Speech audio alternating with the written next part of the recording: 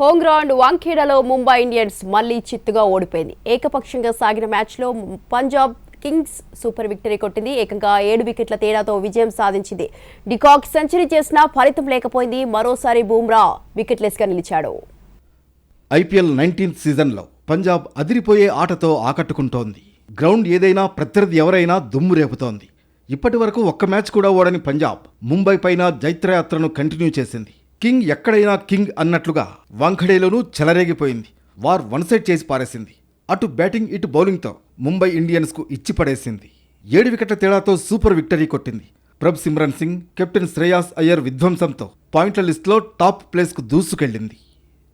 Toss ఓడి first batting దిగింది Mumbai Indians.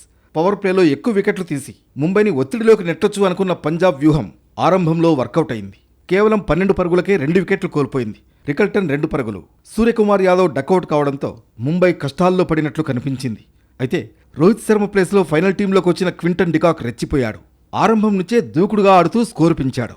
Naman Dhir కూడా చెలరేగిపోవడంతో Mumbai innings పుంజుకుంది. ఇద్దరు 3వ వికెట్కు కేవలం 68 బంతుల్లోనే 122 పరుగులు జోడించారు. నమన్ ధీర్ 31 బంతుల్లో 3 4లు 3 6లతో 50 పరుగులు చేశాడు. డికాక్ దూకుడుగా ఆడుతూ సెంచరీ పూర్తి చేసుకున్నాడు. అయితే చివర్లో ముంబై వేగంగా వికెట్లు చేజార్చుకుంది. హార్దిక్ 14, రూథర్ఫర్డ్ 1, తిలక్ వర్మ 8 పరుగులకే వెనుదిరిగారు. ఒకవైపు వికెట్లు పడుతున్నా డికాక్ మాత్రం 112 పరుగులతో చివరి వరకు క్రీజులో నిలిచాడు. మొత్తంగా 20 ఓవర్లలో 6 వికెట్లు కోల్పోయిన ముంబై 195 పరుగులు చేసింది.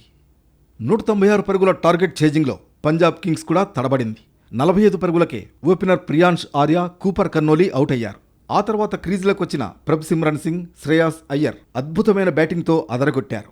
శ్రేయాస్ తన సూపర్ ఫామ్ను కొనసాగిస్తూ మరో హాఫ్ సెంచరీ సాధించాడు. అటు ప్రభ్ సిమ్రన్ సింగ్ ముంబై బౌలర్లను ఆటాడుకున్నాడు. భారీ సిక్సర్లతో విరుచుకుపడ్డాడు. బుమ్రా సహా ముంబై బౌలర్లలో ఏ ఒక్కరిని వదలకుండా ఉతికారేశాడు. దీంతో మ్యాచ్ ఏకపక్షంగా మారిపోయింది. ఇద్దరు 69 బంతుల్లోనే 133 పరుగులు జోడించారు. శ్రేయాస్ 35 బంతుల్లో 5 4లు 4 సిక్సర్లతో 68 పరుగులు చేసి అవుట్ అయ్యాడు. శ్రేయాస్ అవుట్ అయినా ప్రభ్ సిమ్రన్ తగ్గలేదు. స్టోయినిస్తో కలిసి మ్యాచ్ను ఫినిష్ చేశాడు. దీంతో పంజాబ్ 16.3 ఓవర్లలోనే టార్గెట్ను అందుకుంది. ప్రభ్ సిమ్రన్ 39 బంతుల్లో 11 4లు 2 6లతో 80 రన్స్తో నాటౌట్గా నిలిచాడు. 11 పరుగుల వ్యక్తిగత స్కోర్ వద్ద ప్రభ్ సిమ్రన్ సింగ్ ఇచ్చిన ఈజీ క్యాచ్ను బ్యాక్వర్డ్ పాయింట్లో జస్ప్రీత్ బుమ్రా నేలపాలు చేశాడు. ఆ క్యాచ్ పట్టి ఉంటే మ్యాచ్ మరోలా ఉండేది. పేలవ బ్యాటింగ్, చెత్త ఫీల్డింగ్, పసలేని బౌలింగ్తో ముంబై ఇండియన్స్ మూల్యం చెల్లించుకుంది. క్వింటన్ డికాక్ సెంచరీతో రాణించినా ఫలితం లేకపోయింది.